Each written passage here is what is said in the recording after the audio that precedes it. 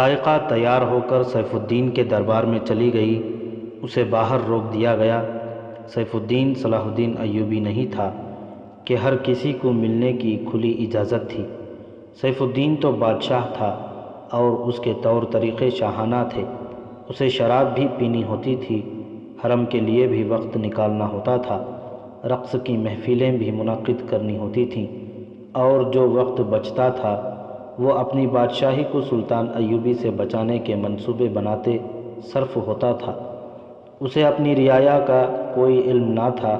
حکومت کے نشی رعایا کو استعمال کیا کرتے تھے، ان کے نیک و بد کی انہیں کوئی پرواہ نہیں تھی۔ وہ رعایا کے پیٹ میں صرف اتنا سا اناج جانے دیتے جس سے رعایا صرف زندہ رہے اور ان کے آگے سجدہ ریز رہے۔ سائقہ اسی رعایا کی ایک لڑکی تھی۔ دربان نے اس سے پوچھا کہ وہ کون ہے، تو اس نے بتایا کہ وہ موصل کے خطیب ابن المخدوم ککبوری کی بیٹی ہے۔ دوسروں کی طرح دربان کو بھی یہی حکم ملا تھا کہ خطیب اچانک پاگل ہو گیا ہے اور اسے قید خانے میں ڈال دیا گیا ہے۔ خطیب کا احترام ہر کسی کے دل میں تھا اور اس کے پاگل ہو جانے کی وجہ سے سب کے دلوں میں ہمدردی بھی پیدا ہو گئی تھی۔ دربان نے کسی سے کہہ کے سیف الدین سے اجازت لے لی کہ سائقہ کو اس کے پاس بھیجا جائے۔ سائقہ جب سیف الدین کے سامنے گئی تو وہ اس لڑکی کی خوبصورتی دیکھ کر اچانک چونک پڑا۔ وہ لڑکیوں کا شکاری تھا۔ اس نے سائقہ کو دلچسپی سے اپنے پاس بٹھایا۔ وہ سمجھ گیا ہوگا کہ لڑکی اپنے باپ کی رہائی کی درخواست لے کر آئی ہے۔ سنو لڑکی، اس نے سائقہ کی بات سنے بغیر کہا، میں جانتا ہوں کہ تم یہاں کیوں آئی ہو، لیکن میں نے بہت مجبور ہو کر تمہارے باپ کو قید میں ڈالا ہے۔ اگر اسے 1-2 دنوں بعد ہی رہا کرنا ہوتا تو میں اسے گرفتار ہی نہ کرتا۔ میں اسے رہا نہیں کر سکوں گا۔ ان کا جرم کیا ہے؟ سائقہ نے پوچھا۔ غداری، سیف الدین نے جواب دیا۔ کیا انہوں نے آپ کے خلاف صلیبیوں کے حق میں غداری کی ہے؟ ریاست کا دشمن صلیبی ہو یا مسلمان، سیف الدین نے جواب دیا، اس کے ساتھ مل کر ریاست کو نقصان پہنچانا جرم ہے۔ کیا تمہارا باپ صلاح الدین ایوبی کا حامی نہیں تھا؟ مجھے کچھ علم نہیں، سائقہ نے جواب دیا۔ میرا خیال یہ ہے کہ صلاح الدین ایوبی کا حامی ہونا جرم نہیں۔ یہی بات تمہارا باپ بھی نہیں سمجھ سکتا، سیف الدین نے کہا۔ میں حیران ہوں کہ بہت سے لوگ صلاح الدین ایوبی کو فرشتہ سمجھتے ہیں۔ وہ عورت کے معاملے میں درندہ ہے۔ دمشق اور قاہرہ میں اس نے اپنا حرم تم جیسی سینکڑوں لڑکیوں سے بھر رکھا ہے۔ ایک لڑکی 3-4 مہینوں بعد اپنے سالاروں کے حوالے کر دیتا ہے۔ اس کی فوج جہاں حملہ کرتی ہے وہاں نہ مسلمان گھرانہ دیکھتی ہے نہ غیر مسلم، ہر گھر کو لوٹتی اور ہر لڑکی کو اپنے ساتھ لے جاتی ہے۔ تم جیسی حسین لڑکی اس سے کبھی محفوظ نہیں رہ سکتی۔ یہ میرا فرض ہے کہ تمہاری عزت کی حفاظت کروں، خواہ مجھے تمہیں اپنے گھر میں رکھنا پڑے۔ میری حفاظت خدا کرے گا، سائقہ نے کہا۔ میں صرف یہ التجا کرنے آئی ہوں کہ مجھے تھوڑی سی دیر کے لیے اپنے باپ سے ملنے کی اجازت دی جائے۔ جب تک قاضی اسے سزا نہیں سنا دیتا اجازت نہیں دی جا سکتی۔ سزا کیا ہوگی؟ لڑکی نے پوچھا۔ موت، سائقہ کے آنسو بہنے لگے۔ اس نے لڑکی کو اور زیادہ خوفزدہ کرنے کے لیے کہا، لیکن یہ موت اتنی آسان نہیں ہوگی کہ تلوار سے سر تن سے جدا کر دیا جائے گا۔ اسے آہستہ آہستہ اذیتیں دے دے کر مارا جائے گا۔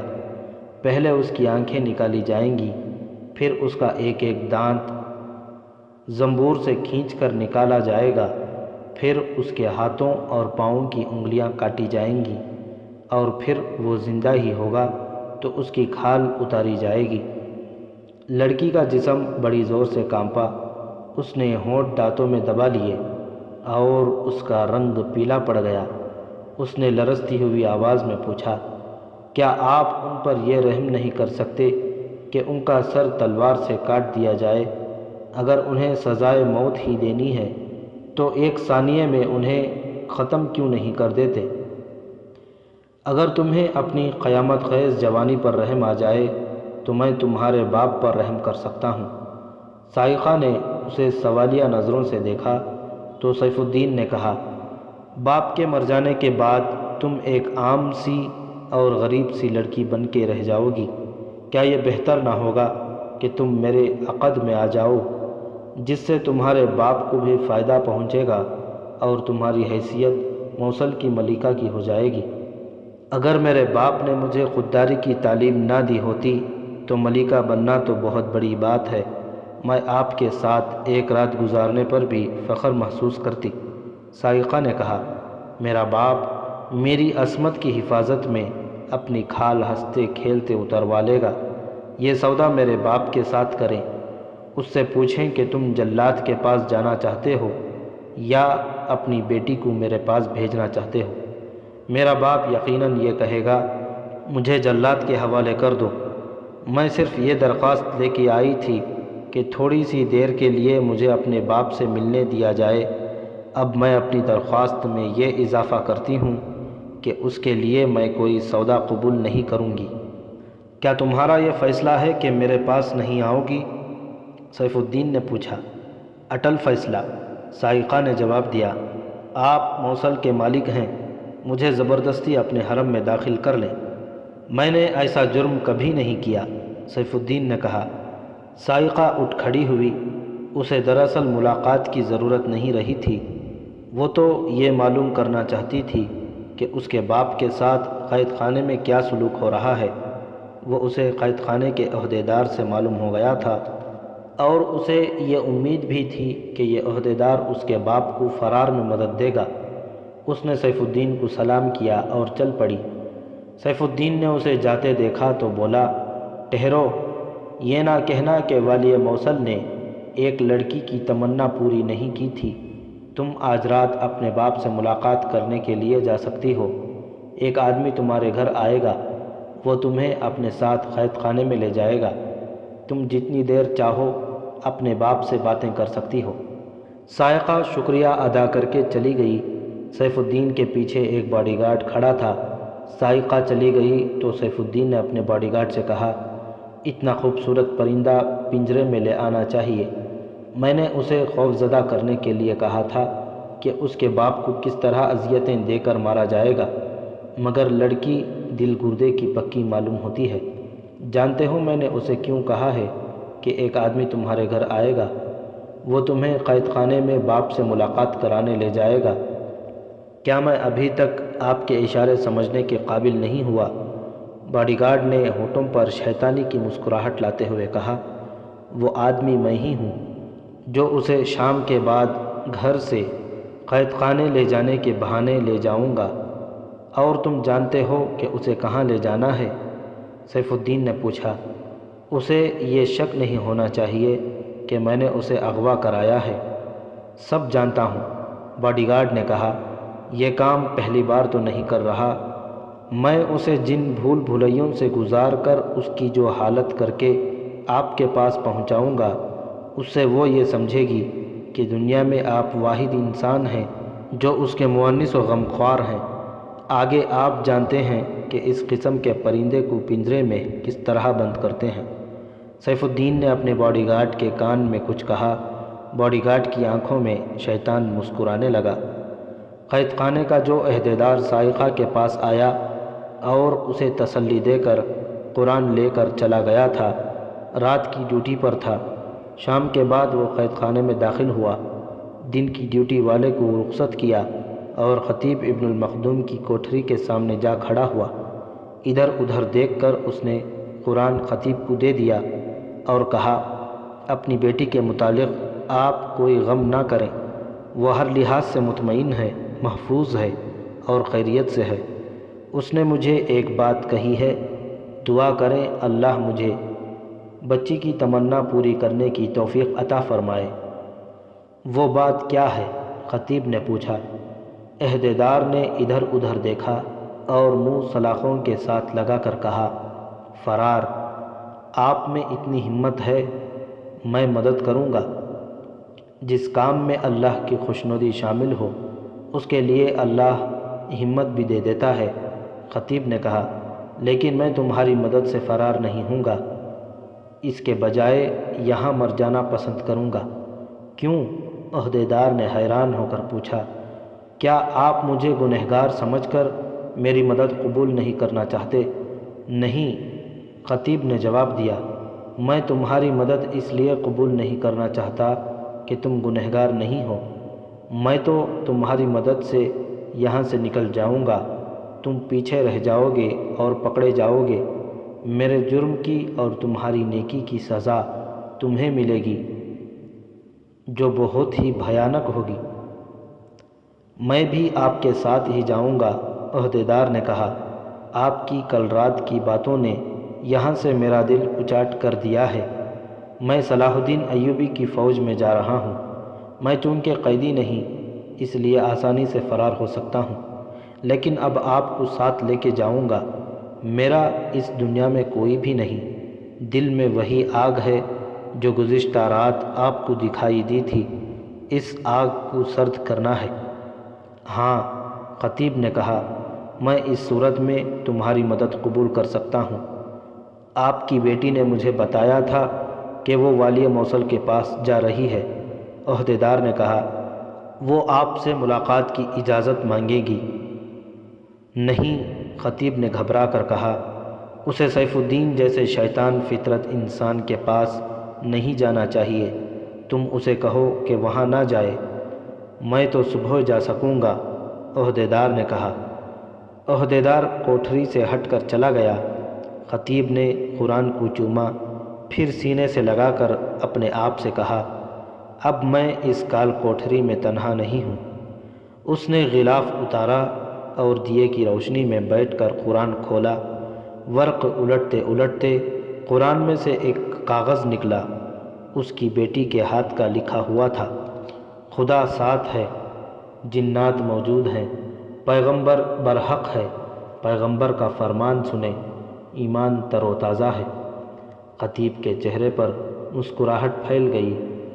اس نے کاغذ کا یہ ٹکڑا دیے کی لو پر رکھا اور جلا ڈالا۔ وہ پیغام سمجھ گیا تھا۔ پیغمبر سے اس کی مراد قید خانے کا ایک عہدیدار تھا۔ وہ کہنا یہ چاہتی تھی کہ یہ آدمی سچا معلوم ہوتا ہے، اس کی بات فرار پر عمل کریں۔ جنات موجود ہیں سے مراد یہ تھی کہ سائقہ کی حفاظت کے لیے آدمی موجود ہیں۔ جس وقت خطیب یہ پیغام جلا رہا تھا، اس وقت اس کے گھر کا دروازے پر دستک ہوئی۔ سائقہ نے دروازہ کھولا۔ اس کے ہاتھ میں قندیل تھی۔ باہر جو آدمی کھڑا تھا اسے اس نے پہچان لیا۔ وہ سیف الدین کا باڈی گارڈ تھا جو سائقہ کی ملاقات کے وقت وہاں موجود تھا۔ اس نے سائقہ سے کہا کہ وہ اسے باپ کی ملاقات کے لیے قید خانے لے جانے آیا ہے اور وہ اسے گھر واپس لے آئے گا۔ سائقہ تیار تھی۔ چلنے لگے تو باڈی گارڈ نے سائقہ سے کہا، باپ کے ساتھ صرف خیر خیریت اور گھر کی باتیں کرنے کی اجازت ہوگی۔ کوٹھری کی سلاخوں سے تمہیں 3 قدم دور کھڑا کیا جائے گا۔ کوئی ایسی بات نہ کرنا جو والی موصل غازی سیف الدین کے وقار کے خلاف ہو۔ باڈی گارڈ آگے آگے جا رہا تھا۔ سائقہ اس سے 2-3 قدم پیچھے تھی۔ دونوں خاموشی سے چلے جا رہے تھے۔ رات تاریک تھی۔ وہ اندھیری گلیوں میں سے گزرتے جا رہے تھے۔ وہ ایک گلی کا موڑ مڑے تو باڈی گارڈ رک گیا۔ اس نے پیچھے دیکھا۔ سائقہ نے پوچھا، کیا بات ہے؟ تم نے اپنے پیچھے کسی کے قدموں کی آہٹ نہیں سنی تھی؟ باڈی گارڈ نے اس سے پوچھا۔ نہیں، سائقہ نے کہا، میں ہی تمہارے پیچھے پیچھے آ رہی ہوں۔ میں نے کوئی اور آواز سنی تھی، باڈی گارڈ نے زیر لب کہا اور آگے چل پڑا۔ اتنا ڈرنے کی کیا ضرورت ہے؟ سائقہ نے پوچھا۔ کوئی اگر پیچھے سے آتا ہے تو آتا رہے۔ باڈی گارڈ نے کوئی جواب نہ دیا۔ یہ گلی ختم ہو گئی۔ اس سے آگے کوئی آبادی نہیں تھی۔ زمین اونچی نیچی تھی، کھڈ نالے بھی تھے۔ قید خانہ اسی طرف آبادی سے کچھ دور تھا۔ دونوں کھڈوں سے بچتے جا رہے تھے۔ وہاں جھاڑیاں اور درخت تھے۔ باڈی گارڈ ایک بار پھر رک گیا اور پیچھے کو دیکھا۔ اسے پیچھے آہٹ سنائی دی تھی۔ اس نے تلوار نکال لی اور پیچھے کو گیا۔ 2-3 جھاڑیوں کے ارد گرد گھوم کر دیکھا، وہاں کچھ بھی نہ تھا۔ اب تو تم نے پیچھے کسی کے پاؤں کی آواز سنی ہوگی، باڈی گارڈ نے سائقہ سے کہا۔ یہ آواز بڑی صاف تھی۔ سائقہ نے یہ آہٹ سنی تھی، لیکن اس نے جھوٹ بولا۔ کہنے لگی، تمہارے کان بجتے ہیں، اگر یہ کسی کی آہٹ تھی تو خرگوش یا کسی ایسے ہی جنگلی جانور کی ہوگی۔ تم ان آہٹوں سے کیوں ڈرتے ہو؟ میں تمہیں جو بات کہنے سے جھجکتا تھا وہ اب کہہ دیتا ہوں، باڈی گارڈ نے جواب دیا۔ تم بہت ہی خوبصورت اور جوان لڑکی ہو، تمہیں اپنی قیمت کا اندازہ نہیں۔ تمہیں کسی نے اغوا کر کے کسی امیر یا حاکم کے پاس بیچ ڈالا تو وہ مالا مال ہو جائے گا۔ تم میری ذمہ داری میں ہو، کسی نے تمہیں مجھ سے چھین لیا تو والی موصل میرا سر تن سے جدا کر دے گا۔ تم میرے ساتھ چلو، میرے پیچھے نہ رہو۔ سائقہ اس کے ساتھ ہو گئی۔ کچھ آگے جا کر پگ ڈنڈی شروع ہوتی تھی۔ وہ وہاں تک چلے گئے اور پگ ڈنڈی پر چلنے لگے۔ تھوڑا آگے اس پگ ڈنڈی سے ایک اور راستہ نکلتا تھا جو کسی اور طرف جاتا تھا۔ باڈی گارڈ سائقہ کو اس راستے پر لے گیا۔ چند ہی قدم آگے گئے ہوں گے کہ انہیں کسی کے دوڑتے قدموں کی صاف آواز سنائی دی، جو فوراً ہی خاموش ہو گئی۔ کوئی پیچھے سے دوڑتا آیا اور دائیں کو چلا گیا۔ باڈی گارڈ نے ایک سایہ ایک درخت کے پیچھے غائب ہوتا دیکھ لیا تھا۔ وہ تلوار سونت کر اس درخت کی طرف دوڑا۔ پیچھے اسے سائقہ کی گھٹی ہوئی چیخ سنائی دی۔ کسی نے سائقہ کے اوپر بوری کی طرح تھیلا ڈال دیا اور اس سے پہلے اس کے منہ میں کپڑا ٹھونس دیا تھا۔ باڈی گارڈ کو اندھیرے میں اتنا ہی نظر آیا کہ جہاں سائقہ اکیلی تھی وہاں 2 سائے اچھل کود رہے تھے۔ وہ اس کی طرف دوڑنے ہی لگا تھا کہ عقب سے کسی نے اسے بازوؤں میں جکڑ لیا۔ اس کے بھی منہ میں کپڑا ٹھونس دیا گیا اور اوپر سے بوری کی طرح کا تھیلا اس پر چڑھا دیا گیا۔ وہ تنومند جنگجو تھا، لیکن اسے جکڑنے والے تعداد میں زیادہ تھے، اور وہ بھی طاقتور اور اپنے فن کے استاد تھے۔ ادھر سائقہ کو دہرا کر کے تھیلے میں ڈال کر تھیلے کا منہ بند کر دیا گیا، ادھر باڈی گارڈ کو اسی طرح تھیلے میں بند کر دیا گیا۔ انہیں پکڑنے والے انہیں اٹھا کر چل پڑے۔ آگے جا کر ایک ایک تھیلا پیٹھ پر اٹھا لیا۔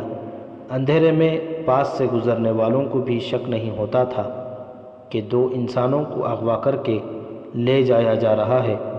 وہ ایک اندھیری گلی میں چلے گئے اور کچھ دور جا کر ایک تنگ و تاریک مکان میں داخل ہو گئے۔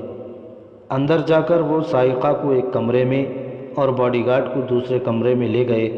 الگ الگ کمروں میں تھیلوں کے منہ کھول دیے گئے۔ سائقہ تھیلے سے نکلی تو اس کے منہ میں سے کپڑا نکال دیا گیا۔ کمرے میں دیا جل رہا تھا۔ سائقہ کو 2 آدمی کھڑے نظر آئے۔ اس نے غصے سے لرزتی ہوئی آواز میں کہا، تم نے یہ کیا طریقہ اختیار کیا ہے؟ محفوظ طریقہ یہی ہے۔ کمرے میں کھڑے 2 آدمیوں میں سے ایک نے جواب دیا، راستے میں کوئی بھی تمہیں ہمارے ساتھ چلتا دیکھ سکتا تھا، یہ ضروری تھا کہ تمہیں بھی چھپا کر لایا جائے۔ مجھے پہلے کیوں نہ بتایا کہ تم یہ طریقہ اختیار کرو گے؟ سائقہ نے پوچھا۔ میں تو یہ سمجھی تھی کہ یہ تم نہیں ہو، کوئی ڈاکو ہیں اور مجھے سچ مچ اغوا کیا جا رہا ہے۔ ہمارے طریقے کچھ ایسے ہی ہوتے ہیں، دوسرے آدمی نے کہا۔ کیا تمہیں یقین ہو گیا تھا کہ وہ مجھے کہیں اور لے جا رہا تھا؟ سائقہ نے پوچھا۔ یہ یقین تو ہمیں اسی وقت ہو گیا تھا جب تم اس کے ساتھ گھر سے نکلی تھیں، ایک آدمی نے جواب دیا۔ اگر وہ تمہیں واقعی قید خانے میں لے جا رہا تھا تو چھوٹا اور سیدھا راستہ دوسری طرف تھا۔ وہ کھڈنالوں کے ویرانے میں تمہیں لے گیا اور پگڈنڈی سے ہٹ کر ایک اور راستے پر چل پڑا۔ ہمیں پختہ یقین ہو گیا کہ وہ تمہیں کہیں اور لے جا رہا ہے۔ اس نے کئی بار تمہارے قدموں کی آہٹ سنی تھی، سائقہ نے کہا۔ ایسی بے احتیاطی نہیں کرنی چاہیے۔ اندھیرے میں فاصلے کا اندازہ نہیں ہوتا تھا۔ اسے بتایا گیا، ہم تم دونوں کے تعاقب میں دور نہیں تھے، دور تک نظر نہیں آتا تھا، اس لیے تمہارے قریب رہنا ضروری تھا۔ سائقہ کے چہرے پر اطمینان تھا۔ وہ باڈی گارڈ کے ہاتھوں لاپتہ اور ذلیل خوار ہونے سے بال بال بچ گئی تھی۔ دوسرے کمرے میں باڈی گارڈ کو تھیلے سے نکال کر اس کے منہ سے کپڑا نکالا گیا۔ اس کے سامنے 3 نقاب پوش کھڑے تھے۔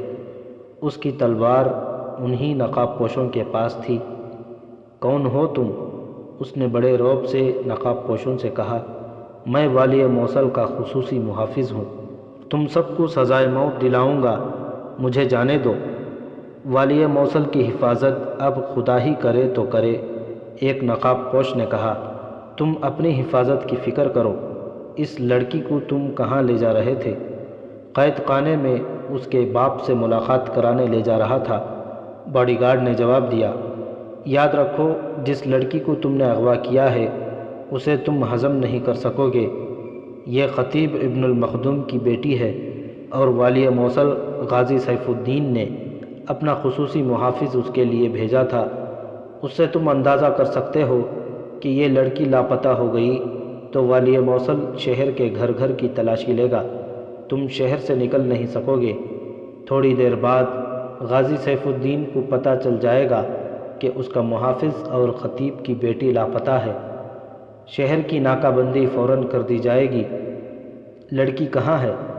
سنو دوست، ایک نقاب پوش نے کہا، لڑکی یہی ہے، اسے اغوا نہیں کیا گیا، اسے اغوا ہونے سے بچایا گیا ہے۔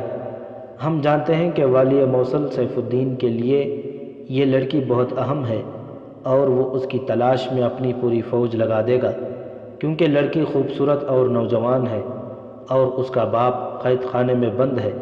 وہ سیف الدین کو دھتکار آئی تھی، پھر اس نے لڑکی کو ملاقات کے لیے اجازت دے دی اور کہا کہ اسے ایک آدمی اپنے ساتھ قید خانے میں لے جائے گا۔ ملاقات کا وقت رات کا رکھا گیا۔ تم بتا سکتے ہو کہ ملاقات دن کو کیوں نہ کرائی گئی؟ لڑکی نے ہمیں بتایا، ہم نے اس کی حفاظت کا انتظام کر لیا۔ تم اسے گھر سے ہی غلط راستے پر لے چلے تو ہم تمہارے تعاقب میں چل پڑے۔ تم نے 2-3 بار رک کر پیچھے دیکھا تھا، وہ ہم ہی تھے۔ تم نے جنہیں جھاڑیوں میں تلاش کرنے کی کوشش کی تھی وہ بھی ہم ہی تھے۔ ہم تو دن کی روشنی میں بھی کسی کو نظر نہیں آتے۔ تم نے اس لڑکی پر ظلم کیا ہے، باڈی گارڈ نے کہا۔ میں اسے اس کے باپ کے پاس لے جا رہا تھا، تم اسے اغوا کر کے لے جا رہے تھے۔ ایک نقاب پوش نے تلوار کی نوک اس کی شہ رگ پر رکھ کر ذرا سی دبائی اور کہا، تم اسے سیف الدین کے لیے لے جا رہے تھے۔ ہم جانتے ہیں کہ تمہارا والی موصل کتنا کچھ رحم دل ہے، جس نے خطیب تک کو قید کرنے میں گریز نہ کیا اور اب اس کی بیٹی کو ملاقات کی اجازت دے رہا ہے۔ تم اچھی طرح جانتے ہو کہ محترم خطیب کا جرم ہے، مگر تم یہ نہیں جانتے کہ یہ عالم موصل میں تنہا نہیں، وہ قید خانے میں ہے تو اس کی بیٹی تنہا نہیں۔ میں تمہیں یہ بھی بتا دیتا ہوں کہ ہم سیف الدین کا تختہ الٹ دیں گے۔ اس کے دن تھوڑے رہ گئے ہیں، ہم اسے کسی بھی وقت قتل کر سکتے ہیں، لیکن سلطان صلاح الدین ایوبی نے ہمیں سختی سے حکم دے رکھا ہے کہ کسی کو حسن بن صباح کے فدائیوں کی طرح قتل نہ کرنا۔ ہم میدان میں للکارتے اور قتل کرتے ہیں۔ تم صلاح الدین ایوبی کے آدمی ہو؟ باڈی گارڈ نے پوچھا۔ ہاں، نقاب پوش نے جواب دیا، ہم جانباز دستے کے سپاہی ہیں۔ اس نے تلوار کی نوک اس کی شہ رگ پر اور زیادہ دبائی تو باڈی گارڈ کی پیٹھ تلوار کے ساتھ جا لگی۔ نقاب پوش نے کہا، تم سیف الدین کے خصوصی محافظ ہو اور ہر وقت اس کے ساتھ رہتے ہو، تم اس کے رازدان ہو، لڑکیاں اغوا کر کے اسے دیتے ہو۔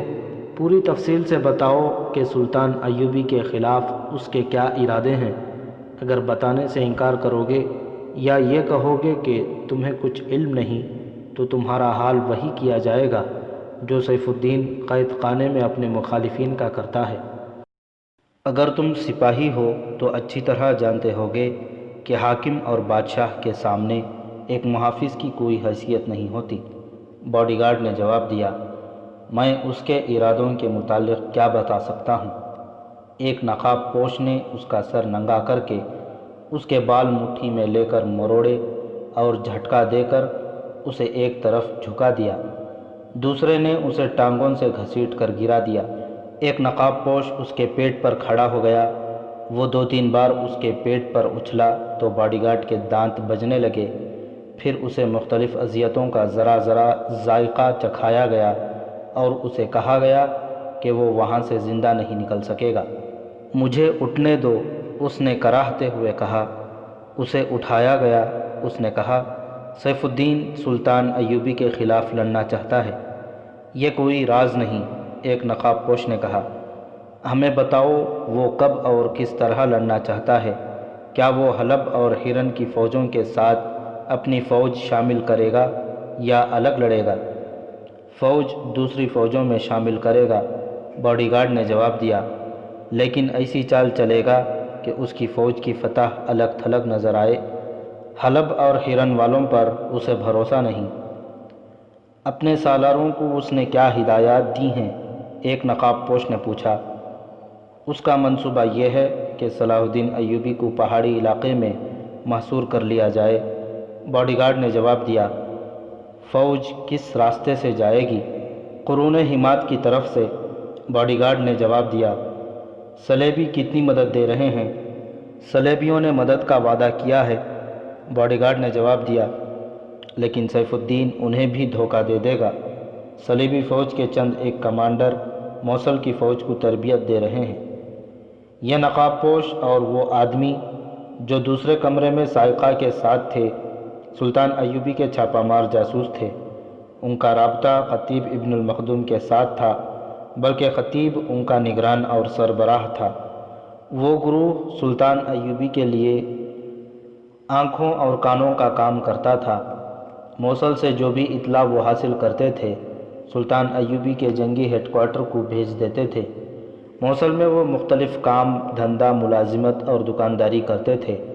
خطیب قید ہو گیا تو یہ رات کو باری باری خطیب کے گھر کا پہرا دیتے تھے۔ ان لڑکیوں نے جو سائقہ کے گھر اسے تنہا سمجھ کر سونے آئی تھیں، انہی کے سائے حرکت کرتے دیکھے تھے۔ سائقہ نے ان لڑکیوں کو یہ نہیں بتایا تھا کہ یہ سائے سے انسان ہیں۔ اس نے ایسا تاثر دیا تھا جیسے یہ جنات ہیں۔ ان آدمیوں کو معلوم تھا کہ سائقہ سیف الدین کے پاس باپ سے ملاقات کی اجازت لینے گئی ہے۔ واپس آ کر اس نے ان میں سے ایک آدمی کو بتا دیا تھا کہ رات کو ایک آدمی اسے قید خانے میں لے جانے کے لیے آئے گا۔ اس نے یہ بھی بتا دیا تھا کہ سیف الدین نے اس کے ساتھ ناروا باتیں کیں اور اسے اپنے عقد میں لینے کی پیشکش کی تھی۔ اس آدمی نے اپنے گروہ کو بتایا۔ یہ سب بہت ذہین تھے۔ انہیں شک ہوا کہ سائقہ کو کسی اور طرف لے جا کر اسے غائب کر دیا جائے گا۔ چنانچہ سورج غروب ہونے کے بعد 5 آدمی سائقہ کے گھر میں جا کر چھپ گئے تھے۔ سائقہ باڈی گارڈ کے ساتھ گئی تو یہ آدمی ان کے تعاقب میں چل پڑے۔ آگے جا کر ان کا شک صحیح ثابت ہوا۔ انہوں نے کامیابی سے سائقہ کو بچا لیا اور باڈی گارڈ کو بھی پکڑ لائے جو سیف الدین کا رازدان تھا۔ انہوں نے فوجی اہمیت کے بہت سارے راز اس سے اگلوائے۔ ان میں یہ راز اہم تھا کہ سیف الدین کے بھائی عز الدین نے فوج کو 2 حصوں میں تقسیم کر کے ایک حصے کو اپنی کمان میں رکھا ہے۔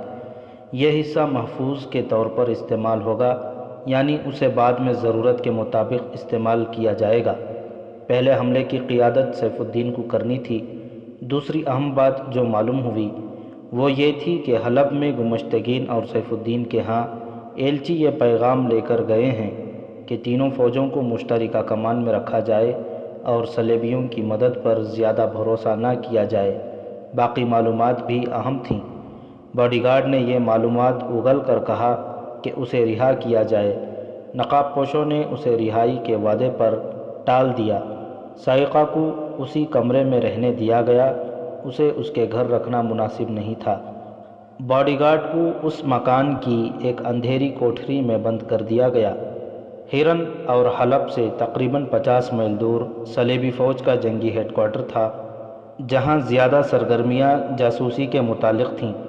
وہاں جو صلیبی حکمران اور کمانڈر تھے وہ سلطان ایوبی کے خلاف کھلی جنگ لڑنے کے بجائے اس کے مسلمان مخالفین کو متحد کر کے اس کے خلاف لڑانے کی اسکیمیں بنا رہے تھے اور ان پر عمل بھی کر رہے تھے۔ پہلے بتایا جا چکا ہے کہ انہوں نے مسلمانوں کے بڑے بڑے امراء کو اپنے فوجی مشیر دے رکھے تھے، جو انہیں جنگی مشورے دینے کے علاوہ فوجوں کو جنگی تربیت بھی دیتے تھے۔ اپنی اصل نیت پر پردہ ڈالے رکھنے کے لیے وہ مسلمان امراء کو عیش و عشرت کا سامان بھی مہیا کرتے رہتے تھے۔ ان کے جاسوس بھی ان امراء کے درباروں میں موجود رہتے اور اپنے ہیڈ کوارٹر کو خبریں بھیجتے رہتے تھے۔ ہیرن سے گمشتگین کا ایک صلیبی مشیر اپنے اس جنگی ہیڈ کوارٹر میں پہنچا۔ اس وقت صلیبیوں کے دو مشہور جنگجو حکمران ریمانڈ اور ریجنالڈ وہاں موجود تھے۔ ریمانڈ وہ حکمران تھا جسے حال ہی میں سلطان ایوبی نے ایک بروقت اور برق رفتار چال چل کر بھگا دیا تھا، اور ریجنالڈ وہ مشہور صلیبی حکمران تھا جسے نور الدین زنگی نے ایک معرکے میں جنگی قیدی بنا لیا تھا۔ اسے اور دیگر صلیبی قیدیوں کو ہیرن میں گمشتگین کے حوالے کر دیا گیا تھا۔ اس وقت گمشتگین خلافت بغداد کا ایک قلعے دار تھا۔ زنگی فوت ہو گیا تو اس قلعے دار نے خود مختاری کا اعلان کر دیا اور صلیبیوں کے ساتھ دوستی گہری کرنے کے لیے ریجنالڈ جیسے قیمتی قیدی کو تمام صلیبی قیدیوں سمیت رہا کر دیا۔ نور الدین زنگی نے کہا تھا کہ ریجنالڈ کے عوض وہ صلیبیوں سے اپنی شرطیں منوائے گا۔ زنگی مر گیا تو امراء نے عیاشی اور حکومت کے نشے میں اس کے تمام تر منصوبے الٹ کر دیے اور صلیبی سلطنت اسلامیہ کی بنیادوں پر اترنا شروع ہو گئے۔ ہیرن سے صلیبی مشیر جو دراصل جاسوس تھا ریمانڈ اور ریجنالڈ کے پاس پہنچا اور ہیرن کے تازہ واقعات کی تفصیلی رپورٹ دی۔ اس نے کہا، حلب سے الملک الصالح نے گمشتگین اور سیف الدین کو تحفوں کے طور پر پیغام بھیجے ہیں کہ وہ اپنی فوجیں اس کی فوج کے ساتھ مشترکہ کمان میں دے دیں۔ وہاں یہ عجیب واقعہ ہوا کہ گمشتگین کے 2 سالاروں نے ہیرن کے قاضی کو قتل کر دیا اور 2 لڑکیوں کو جو حلب سے الملک الصالح نے پیغام کے ساتھ تحفے کے طور پر بھیجی تھیں بھگا دیا۔ پھر انہوں نے اعتراف کیا کہ وہ صلاح الدین ایوبی کے حامی ہیں اور وہ اسی کے لیے زمین ہموار کر رہے ہیں۔ یہ دونوں سالار سگے بھائی ہیں اور ہندوستان سے آئے ہیں۔ دونوں کو گمشتگین نے قید خانے میں ڈال دیا ہے۔ اس سے ایک ہی روز پہلے ہمارا ایک ساتھی مشیر گمشتگین کے گھر میں ایک دعوت کے دوران پراسرار طریقے سے قتل ہو گیا ہے۔ اگلے دن معلوم ہوا کہ گمشتگین کے حرم کی ایک لڑکی اور اس کا ایک باڈی گارڈ لاپتہ ہیں۔ صلیبیوں کی اس کانفرنس میں قہقہہ بلند ہوا اور کچھ دیر تک سب ہنستے رہے۔ ریمانڈ نے کہا، یہ مسلمان قوم اس قدر جنسیت پسند ہو گئی ہے کہ اس کے حکمران اور امراء وزراء جنگ اور سیاست کے فیصلے بھی جنسی لذت پرستی سے مغلوب ہو کر کرتے ہیں۔ ذرا غور کرو کہ گمشتگین جیسے جابر اور جنگجو قلعے دار کی فوج کے اعلیٰ کمان جن 2 سالاروں کے پاس تھی، وہ دونوں اس کے دشمن صلاح الدین ایوبی کے کیمپ کے سالار تھے۔ مجھے یقین ہے کہ ان دونوں نے تحفے میں آئی ہوئی لڑکیوں کی خاطر قاضی کو قتل کیا ہوگا اور لڑکیوں کو صلاح الدین ایوبی کے پاس بھیج دیا ہوگا اور خود قید ہو گئے۔ گمشتگین کے حرم کی جو لڑکی لاپتہ ہو گئی ہے وہ اس محافظ نے بھگائی ہوگی اور ہمارا آدمی معلوم نہیں کس چکر میں قتل ہو گیا۔ مسلمان امراء قلعے داروں اور حاکموں کے حرموں کی مقید دنیا بڑی ہی پراسرار دنیا ہے۔ میں آپ کو یقین دلاتا ہوں کہ یہ قوم عیش و عشرت اور لذت پرستی سے تباہ ہوگی۔ میں 2 باتیں کہوں گا، ایک اور صلیبی نے کہا۔ یہ صلیبی اپنی افواج کی انٹیلیجنس کا سربراہ تھا۔ اس نے کہا، آپ نے کہا ہے کہ تحفے میں آئی ہوئی لڑکیاں ہیرن سے بھگا کر صلاح الدین ایوبی کے پاس بھیج دی گئی ہوں گی۔ میں یہ تسلیم نہیں کرتا۔ میں جاسوسی کا ماہر ہوں۔ دشمن کے فوجی راز حاصل کرنے کے علاوہ میرے شعبے کا کام یہ بھی ہوتا ہے کہ دشمن کے فوجی قائدین اور دیگر اعلیٰ حکام کے ذاتی کردار اور جنگی چالوں کے متعلق بھی معلومات حاصل کرے اور اپنی فوج کو آگاہ کرے۔ میں آپ کو پورے وثوق سے بتاتا ہوں کہ عورت اور شراب کے معاملے میں صلاح الدین پتھر ہے یہی ایک وجہ ہے کہ آپ اسے زہر دے کر نہیں مار سکتے، نہ اسے کسی حسین لڑکی کے جال میں پھانس کر فدائیوں سے قتل کرا سکتے ہیں۔ یہ انسانی فطرت کا اٹل اصول ہے کہ جو انسان ذہنی عیاشی کا عادی نہ ہو اس کا عزم پختہ ہوتا ہے، اور جو مہم ہاتھ میں لیتا ہے اسے سر کر کے ہی دم لیتا ہے۔ آپ کے دشمن صلاح الدین ایوبی میں یہی خوبی ہے، یہ اسی کا اثر ہے کہ اس کا دماغ پورا کام کرتا ہے اور وہ ایسی چالیں چلتا ہے جو آپ کے وہم گمان میں بھی نہیں ہوتی، اور آپ کے پاؤں اکھڑ جاتے ہیں۔ جہاں تک میں نے اس کے متعلق معلومات حاصل کی ہیں، ان سے معلوم ہوتا ہے کہ وہ جسمانی ضروریات سے بے نیاز ہے۔ اس نے یہی خوبی اپنی فوج میں پیدا کر رکھی ہے، ورنہ صحرا میں لڑنے والے سپاہی برف پوش وادیوں میں اور پہاڑیوں میں اس یخ موسم میں کبھی نہ لڑ سکتے جب تک آپ اپنے ہاں بھی یہی خوبی پیدا نہیں کریں گے۔ اپنے اس دشمن کو جسے آپ صلاح الدین ایوبی کہتے ہیں کبھی شکست نہیں دے سکتے۔ اور دوسری بات یہ ہے کہ دوسرے مسلمان امراء، وزراء اور حکمرانوں میں جو زن پرستی پیدا ہو گئی ہے وہ میرے شعبے کا کمال ہے۔ یہودی دانشوروں نے 1 صدی سے زیادہ عرصے سے مسلمانوں کی کردار کشی کی مہم چلا رکھی تھی۔ یہ دراصل ان کی کامیابی ہے کہ ہم نے لڑکیوں اور زر و جواہرات کے ذریعے مسلمان سربراہوں کا کردار ختم کیا ہے۔ ہم تو انہیں اخلاقی لحاظ سے تباہ کرنے کے لیے حسین اور تیز ترار لڑکیاں باقاعدہ تربیت کے ساتھ ان کے ہاں تحفے کے طور پر بھیجتے ہیں۔ ان بدبختوں نے آپس میں بھی لڑکیوں کو بطور تحفہ بھیجنا شروع کر دیا ہے۔ ان کے ہاں قومی کردار ختم ہو چکا ہے۔ یہ ہماری کامیابی ہے کہ ہم نے ان کے درمیان تفرقہ اور بادشاہی کا لالچ پیدا کر دیا ہے۔ اس قوم کو ہم اسی طرح ختم کریں گے، ریجنالڈ نے کہا، اور یہ قوم اپنے کردار کے ہاتھوں تباہ ہوگی۔ صلاح الدین ایوبی خوش ہو رہا ہوگا کہ اس نے ہمارے بھائی ریمانڈ کو پسپا کیا ہے۔ وہ یہ نہیں جانتا کہ ریمانڈ میدان جنگ میں پسپا ہوا ہے، یہ تو اس کی قوم کے سینے میں گھس گیا ہے۔ ضروری نہیں کہ ہم میدان میں ہی لڑیں، ہم کسی دوسرے محاذ پر بھی لڑ سکتے ہیں۔ اس مہم کو مزید تیز کرنے کی ضرورت ہے، اس مشیر نے کہا جو ہرن سے گیا تھا۔ میں نے آپ کو گمشتگین کے اندرونی خانے کے واقعات سنائے ہیں، ان سے یہ ثابت ہوتا ہے کہ وہاں صلاح الدین ایوبی کے جاسوس اور تخریب کار صرف موجود ہی نہیں بلکہ گمشتگین کے گھر کے اندر اور اس کی اعلیٰ کمان میں پوری طرح سرگرم ہیں۔ ہمیں ان کے خلاف کوئی کارروائی کرنی چاہیے۔ ہمیں کیا ضرورت ہے کہ گمشتگین اور سیف الدین اور الملک الصالح اور ان کے متحدہ محاذ کے دوسرے امراء وغیرہ کو صلاح الدین ایوبی کی جاسوسی اور تباہ کاری سے بچائیں۔ ایک صلیبی کمانڈر نے کہا، ہم تو ان کی تباہی کے عمل کو تیز کریں گے، یہ تباہی ہمارے ہاتھوں ہو یا ان کے اپنے ہی کسی بھائی کے ہاتھوں۔ کیا آپ ان مسلمانوں کو جو صلاح الدین ایوبی کے خلاف لڑ رہے ہیں سچے دل سے اپنا دوست سمجھ بیٹھے ہیں؟ اگر ایسا ہے تو اس کا مطلب یہ ہے کہ آپ سچے صلیبی نہیں۔ آپ شاید ابھی تک یہ نہیں سمجھے کہ ہماری دشمنی نور الدین زنگی کے ساتھ نہیں تھی، نہ ہی صلاح الدین ایوبی کے ساتھ۔ اگر صلاح الدین ایوبی کبھی میرے سامنے آ گیا تو میں اس کا احترام کروں گا۔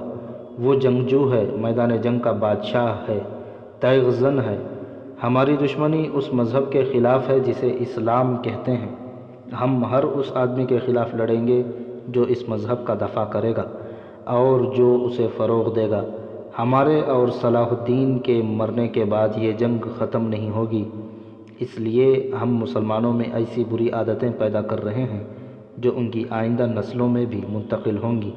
ہم ایسے طریقے اختیار کر رہے ہیں کہ مسلمان اپنی روایات کو بھول جائیں اور ہماری پیدا کردہ خوبیوں کے دل دادہ ہو جائیں۔ ہمیں ان کے اصل تہذیب و تمدن کو بگاڑنا ہے، ریمانڈ نے کہا۔ ہم اس دور میں زندہ نہیں ہوں گے، ہم دیکھ نہیں سکیں گے۔ میں پورے یقین سے کہتا ہوں کہ ہم نے کردار کی تباہ کاری کی مہم جاری رکھی تو وہ دور آئے گا کہ اسلام اگر زندہ رہا تو یہ اسلام کی بدروح ہوگی جو بھٹکتی پھرے گی۔ مسلمان نام کے مسلمان ہوں گے، ان کی کوئی آزاد اسلامی مملکت رہ بھی گئی تو وہ گناہوں اور بدی کا گھر ہوگی۔ یہودی اور عیسائی دانشوروں نے اس قوم میں بدی کی محبت پیدا کر دی ہے۔ بہرحال اب ضرورت یہ ہے کہ وہ لوگ ہماری مدد کی توقع لیے بیٹھے ہیں، صلیبی مشیر نے کہا۔ گمشتگین نے مجھے اسی لیے بھیجا ہے۔ بہت دیر اس مسئلے پر تبادلہ خیالات ہوتا رہا۔ آخر یہ فیصلہ ہوا کہ فوجوں کی صورت میں انہیں کوئی مدد نہ دی جائے، مدد کا جھانسا دیا جائے، انہیں یہ یقین دلایا جائے کہ وہ صلاح الدین ایوبی پر حملہ کر کے اسے ارستان کے اندر ہی لڑاتے رہیں، اور ہم اپنی فوجیں اس کے کسی نازک مقام پر لے جا کر اسے مجبور کر دیں کہ وہ ارستان سے پسپا ہو جائے۔ یہ فیصلہ بھی کیا گیا کہ حلب، حرن اور موصل کی فوجوں کے لیے اس مشیر کے ہمراہ کمانوں اور تیروں کا اور آتش گیر مادے کا ذخیرہ بھیج دیا جائے۔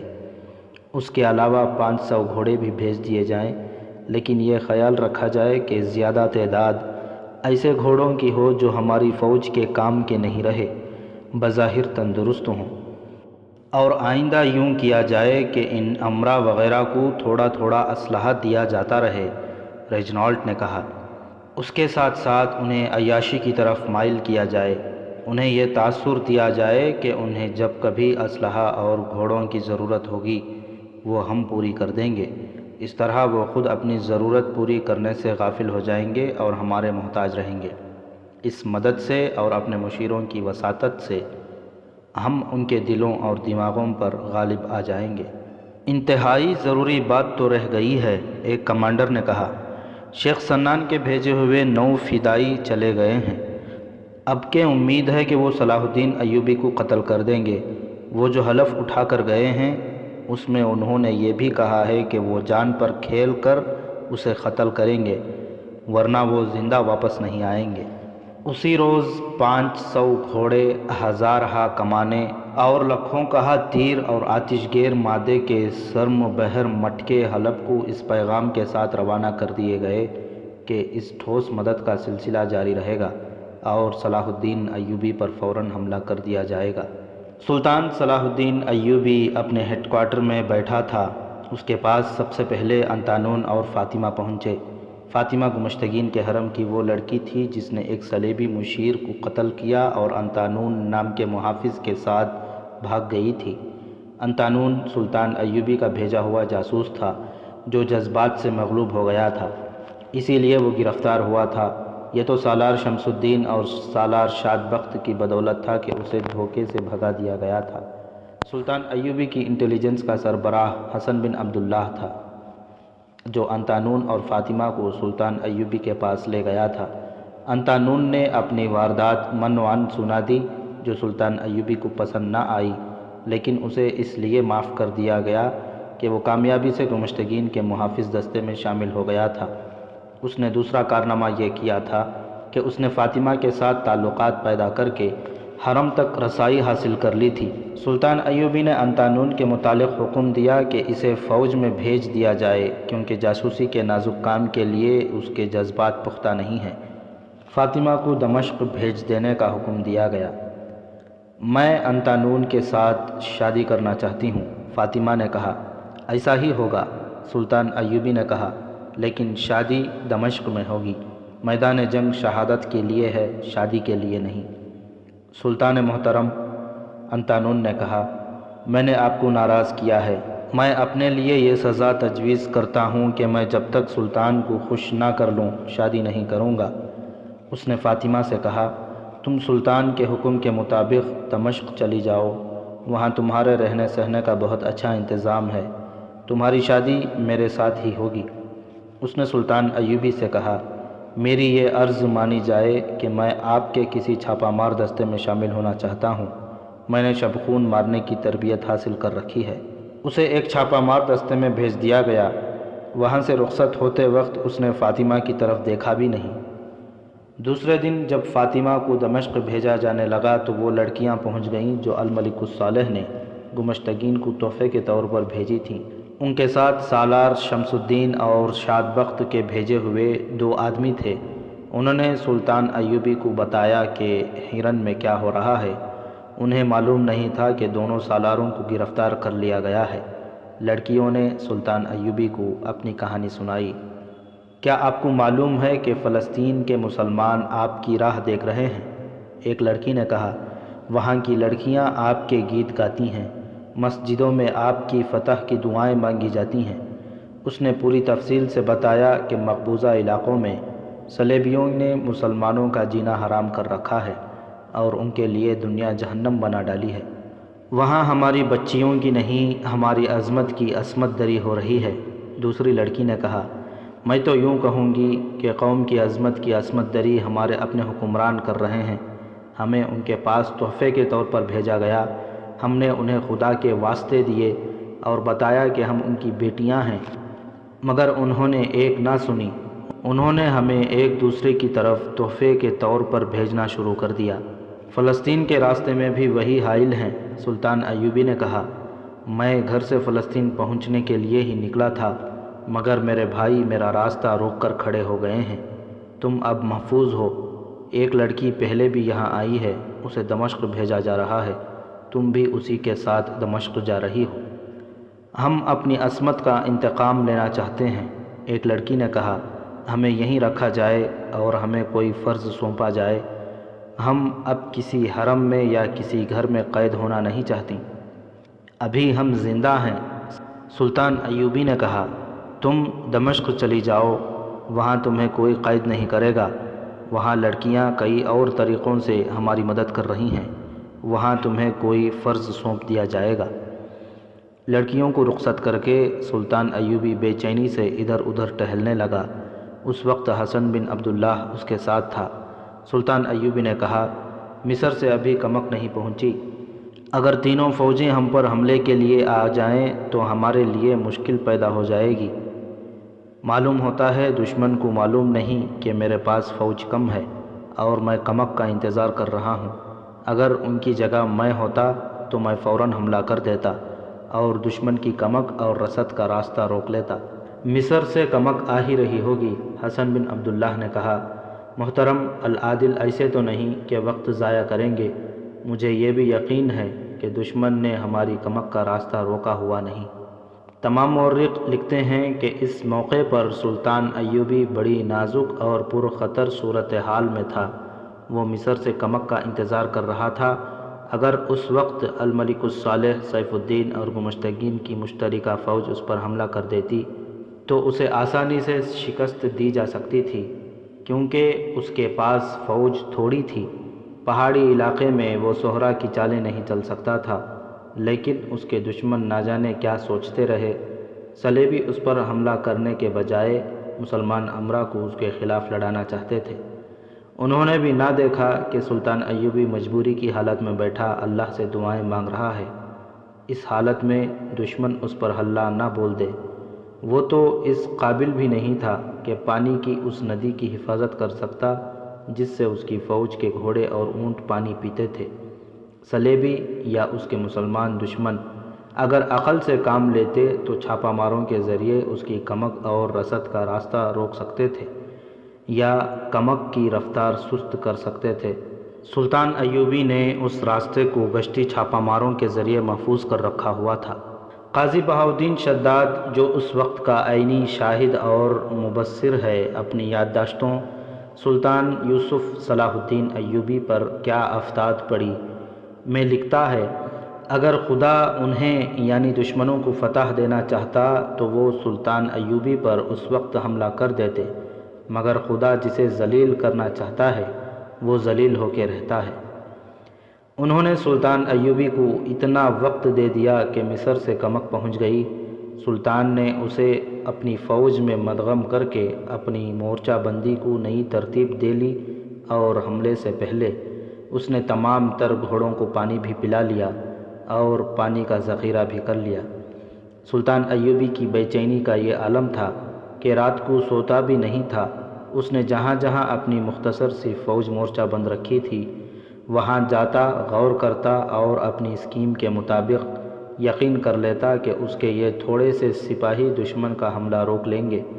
قرون حمات میں جہاں ایک پہاڑی سینگوں کی طرح دو حصوں میں بٹ جاتی تھی، اس نے دشمن کے لیے پھندا تیار کر رکھا ہوا تھا، مگر اس کا مسئلہ یہ تھا کہ اس جگہ اپنی تھوڑی نفری سے وہ صرف دفاعی جنگ لڑ سکتا تھا۔ جوابی حملہ جو جنگ کا پاسا پلٹنے کے لیے ضروری ہوتا ہے ممکن نظر نہیں آتا تھا۔ اس کے جاسوسوں نے اسے یہ بھی بتا دیا تھا کہ صلیبی کوشش کریں گے کہ مسلمان امراء کو سلطان ایوبی کے خلاف اس طرح لڑایا جائے کہ جنگ طول پکڑ جائے، تاکہ سلطان ایوبی پہاڑی علاقے سے باہر نہ نکل سکے اور محصور ہو کر دفاعی جنگ لڑتا لڑتا ختم ہو جائے۔ اس کے جاسوس اسے یہ نہیں بتا سکے تھے کہ 9 فدائی اسے قتل کرنے کے لیے آ رہے ہیں۔ اس کی نظر اپنی جان پر نہیں، میدان جنگ پر تھی۔ اس نے دیکھ بھال کے لیے دور دور تک آدمی پھیلا رکھے تھے۔ اس سے دوسرے ہی دن حرن میں سلطان ایوبی کا ایک جاسوس آیا، جس نے اطلاع دی کہ سالار شمس الدین اور سالار شاد بخت کو قید خانے میں ڈال دیا گیا ہے، کیونکہ انہوں نے قاضی ابن الخاشب کو قتل کر دیا ہے۔ جاسوس کو قتل کی وجہ کا علم نہیں تھا۔ سلطان ایوبی کے چہرے کا رنگ بدل گیا۔ ان دونوں بھائیوں کے ساتھ اس نے بہت سی امیدیں وابستہ کر رکھی تھیں۔ اسے معلوم تھا کہ گمشتگین کی فوج کی کمان ان دونوں کے ہاتھ ہوگی اور ان کی فوج لڑے بغیر تتر بتر کر دی جائے گی۔ جاسوس نے یہ اطلاع بھی دی کہ اب میدان جنگ میں فوج کی کمان گمشتگین خود کرے گا، اور یہ بھی کہ وہ اپنی فوج مشترکہ کمان میں دے رہا ہے۔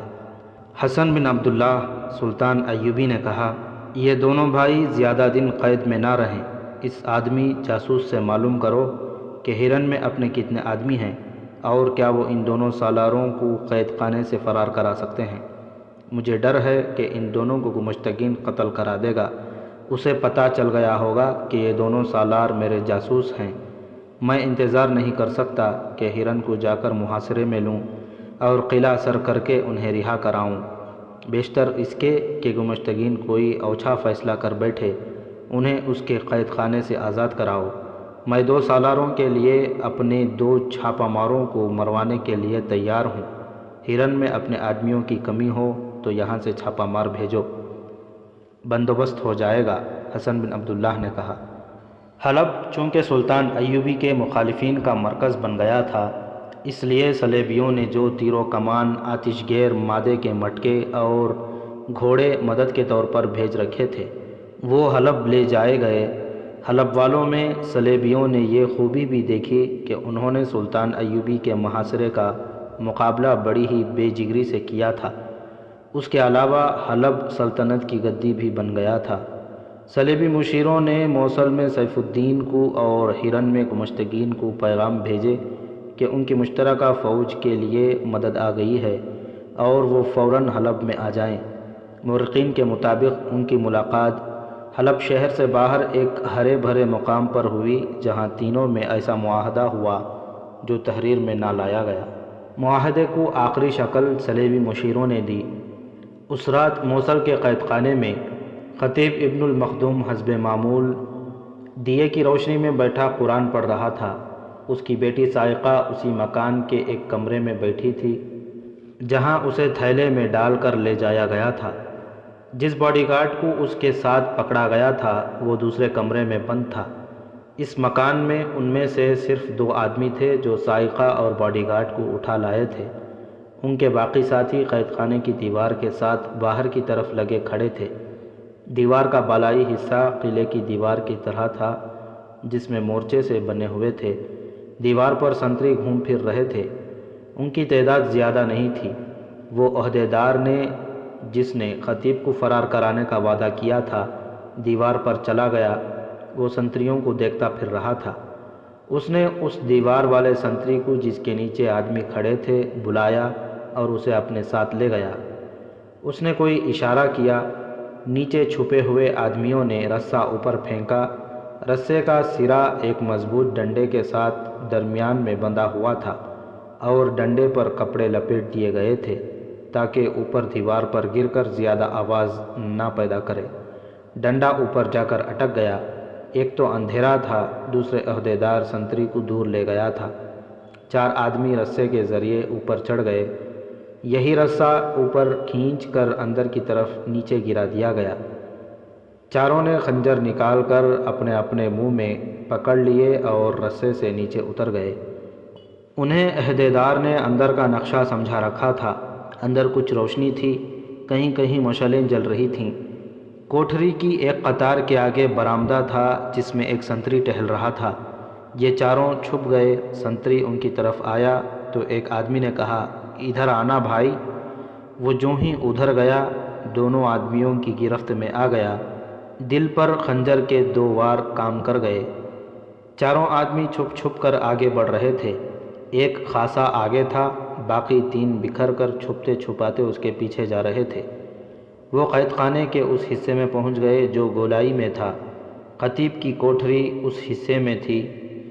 آگے جانے والا آدمی اس کوٹھری تک پہنچ گیا۔ خطیب نے دروازے کی طرف دیکھا۔ اس نے قرآن بند کیا اور اٹھ کر دروازے کی طرف آیا۔ اس آدمی کے ہاتھ میں بڑی سی ایک چابی تھی۔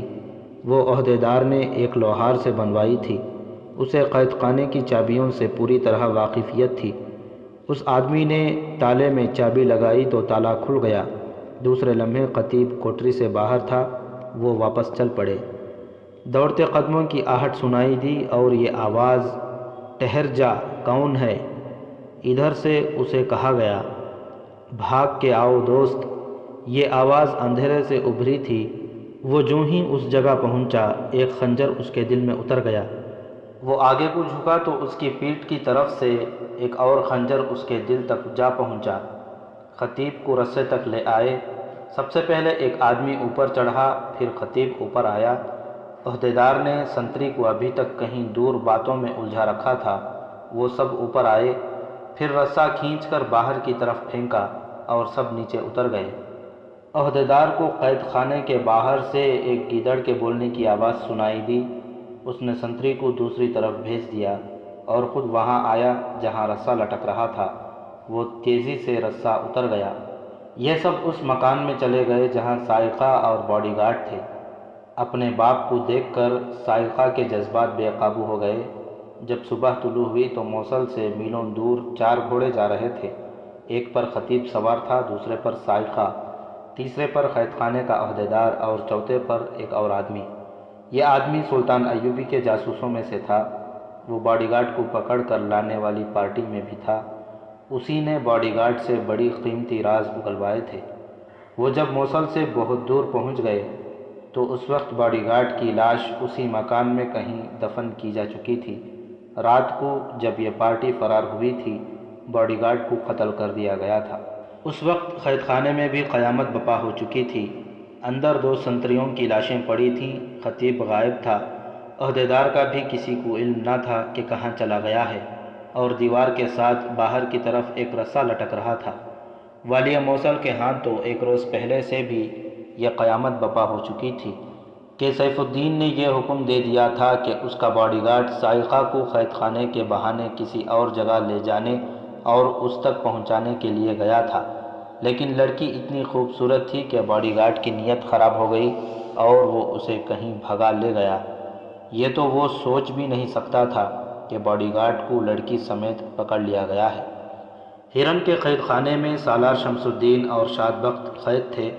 سلطان ایوبی نے حکم دے دیا تھا کہ انہیں وہاں سے نکالنے کا بندوبست کیا جائے، لیکن انہوں نے ہرن میں اپنا جو گروہ تیار کر رکھا تھا وہ پہلے ہی بندوبست کر چکا تھا۔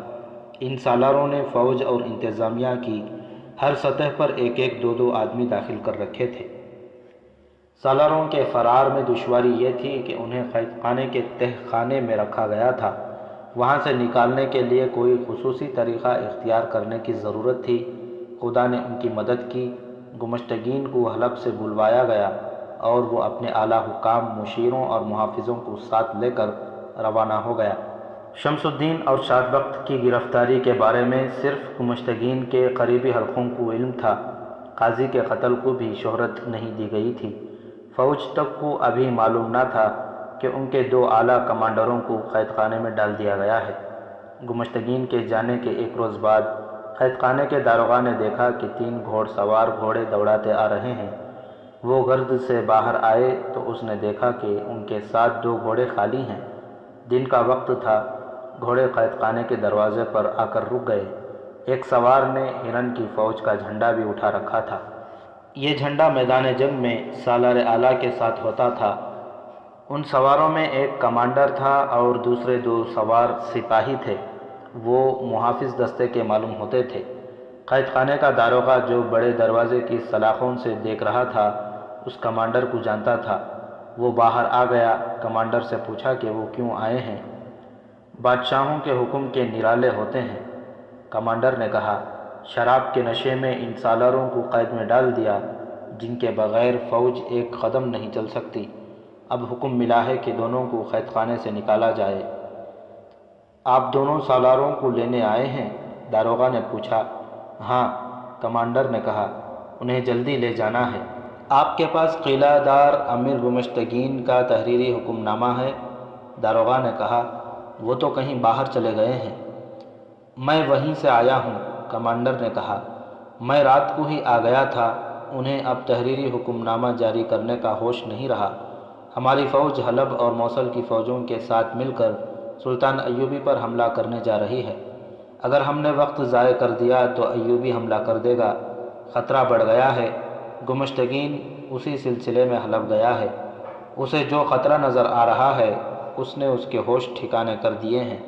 اسے احساس ہو گیا ہے کہ ان دو سالاروں کے بغیر وہ لڑ نہیں سکے گا۔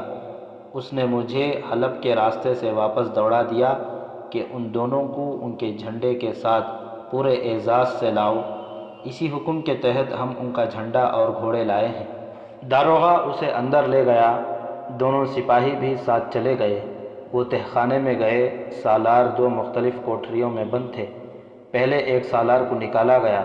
کمانڈر نے اسے فوجی انداز سے سلام کر کے کہا، امیر ہرن گمشتگین نے آپ کی رہائی کا حکم بھیجا ہے۔ آپ کا گھوڑا اور آپ کا ذاتی محافظ ہمارے ساتھ ہے۔ آپ کے لیے حکم ہے کہ تیار ہو کر فوراً حلب پہنچے۔ معلوم ہوتا ہے شراب کا نشہ اتر گیا ہے، سالار نے کہا۔ میری حیثیت ایسی نہیں کہ آپ کی رائے کی تائید یا تردید کر سکوں، کمانڈر نے کہا۔ میرا کام حکم پہنچانے اور آپ کے ساتھ جانے تک محدود ہے۔ داروغہ نے ان کی باتیں غور سے سنی۔ اسے یقین ہو گیا کہ یہ کوئی گڑبڑ نہیں، لیکن دوسرے سالار کو نکالنے لگے تو داروغہ کو شک ہو گیا۔ اس سالار نے کمانڈر کو دیکھا تو جذبات سے مغلوب ہو کر بولا، تم آ گئے، سب ٹھیک ہے؟ اس نے داروغہ کی موجودگی کو نظر انداز کر دیا تھا۔ داروغہ اناڑی نہیں تھا۔ اس کی عمر قید خانے میں گزری تھی۔ اس نے کوٹھری کا تالا کھول دیا تھا، دروازہ کھلنا باقی تھا۔ اس نے تالا پھر چڑھا دیا اور بولا، تحریری حکم نامے کے بغیر میں انہیں رہا نہیں کروں گا۔ کمانڈر نے اس کے ہاتھ پر ہاتھ مارا اور اس سے چابی چھین لی۔ دو سپاہی دو سالاروں کے باڈی گارڈ بن کے آئے تھے، داروغہ کی پیٹھ کے ساتھ لگ گئے۔ دونوں نے خنجر نکال کر ان کی نوکیں اس کی پیٹھ پر رکھ دیں۔ کمانڈر اسے سرگوشی میں کہا، تم سلطان صلاح الدین ایوبی کے چھاپہ مار جان بازوں کے قبضے میں ہو۔ تم جانتے ہو سلطان ایوبی کے چھاپہ مار کیا کیا کرتے ہیں۔ اونچی آواز نہ نکلے۔ کمانڈر نے دروازہ کھولا۔ داروغہ کو دھکیل کر اس طرح کوٹھری میں لے گئے کہ قریب سے گزرنے والوں کو بھی شک نہیں ہو سکتا تھا کہ یہاں کوئی جرم ہو رہا ہے۔ اندر لے جا کر اسے سلاخوں والے دروازے سے پرے کر لیا گیا۔ ایک سپاہی نے بڑی تیزی سے ایک رسی جو بمشکل پون گز لمبی تھی اس کی گردن کے گرد لپیٹ کر رسی کو مروڑا اور دو تین جھٹکے دیے۔ داروغہ کی آنکھیں باہر نکل آئیں۔ وہ ٹھنڈا ہو گیا تو اسے پتھر کے اس چوڑے بینچ پر ڈال دیا گیا جس پر قیدی سویا کرتے تھے۔ لاش پر کمبل ڈال دیا گیا۔ اس سالار نے بے موقع جذباتی ہو کر یہ مشکل پیدا کر دی تھی۔ ان لوگوں نے باہر نکل کر دروازے پر تالا چڑھا دیا اور چابی اپنے ساتھ لے گئے۔ باہر کے دروازے کی چابیاں داروغہ کے پاس تھیں، وہ بھی ان سے چھین لی گئی تھیں۔ یہ پارٹی وہاں سے چلی، تہ خانے سے اوپر آئی تو نیچے کے سنتری نے جا کر خالی کوٹریوں کو دیکھنا چاہا۔ وہ دور سے دیکھ رہا تھا کہ قید خانے کا داروغہ دو قیدیوں کو رہا کر رہا تھا۔ سنتری یہ دیکھ کر حیران رہ گیا۔ اس نے دونوں قیدی سالاروں کو باہر جاتے دیکھا ہے، لیکن ایک کوٹری میں ایک قیدی پڑا ہے۔ اس پر چونکہ کمبل پڑا تھا اس لیے وہ پہچان نہ سکا کہ وہ کون ہے۔ دوسری کوٹری خالی تھی۔ اس نے کمبل میں لپٹے ہوئے قیدی کو آوازیں دیں مگر وہ نہ بولا۔ دروازہ مقفل تھا۔ سنتری نے سلاخوں میں سے برچھی اندر کی۔ اس کی نوک قیدی تک پہنچ گئی۔ اس نے نوک قیدی کو چبھوئی، وہ پھر بھی نہ اٹھا۔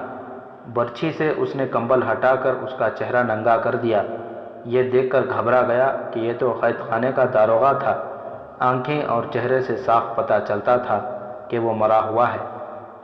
اس نے وہیں سے چلانا شروع کر دیا، خبردار خبردار، قیدی نکل گئے۔ وہ اوپر کو دوڑا، اس کی پکار پر نقارہ بجنے لگا، یہ الارم تھا۔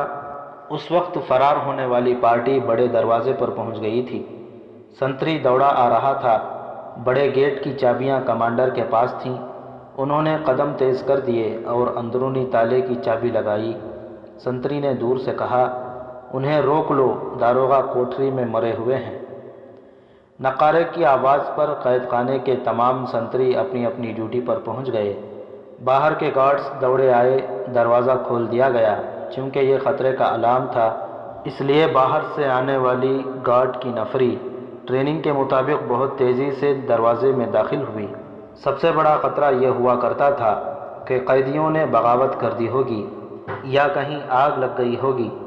وہ سنتری جو چیختا چلاتا آ رہا تھا، باہر سے آنے والی گارڈ کے سیلاب میں گم ہو گیا۔ اس ہڑبونگ سے فائدہ اٹھاتے ہوئے فرار ہونے والے باہر نکل گئے۔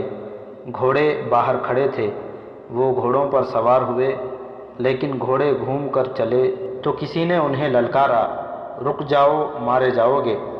انہوں نے گھوڑوں کو ایڑ لگا دی۔ پیچھے سے ایک ہی بار تیروں کی بوچھاڑ آئی۔ 2 تیر کمانڈر کی پیٹھ میں اتر گئے اور ایک تیر ایک سالار کے گھوڑے کے پچھلے حصے میں لگا۔ کمانڈر نے جسم میں 2 تیر لے کر بھی اپنے آپ کو سنبھالے رکھا۔ سالار شمس الدین کا گھوڑا تیر کھا کر بتکا۔ شمس الدین نے اسے سنبھالنے کی کوشش کی اور اس نے کمانڈر کے گھوڑے کے قریب لے جا کر اس کے گھوڑے پر کود گیا۔ کمانڈر آگے کو جھک گیا۔ شمس الدین نے اس کے ہاتھ سے باگیں لے لی۔ پیچھے سے اور تیر آئے، لیکن گھوڑوں کی رفتار اچھی تھی، ضد سے نکل گئے۔ انہوں نے پیچھے دیکھا، قید خانہ دور رہ گیا تھا، لیکن 10-12 گھوڑ سوار ان کے تعاقب میں گھوڑے دوڑا چکے تھے۔ آگے علاقہ کھلا تھا، آبادی دوسری طرف تھی۔ فرار ہونے والوں نے گھوڑوں کو انتہائی رفتار پر ڈال دیا۔ ان کے پاس ہتھیاروں کی کمی تھی، دونوں سالار نہتے تھے۔ کمانڈر شہید ہو رہا تھا، وہ مقابلہ کرنے کی حالت میں نہیں تھا۔ آگے چٹانیں اور ٹیلے آ گئے۔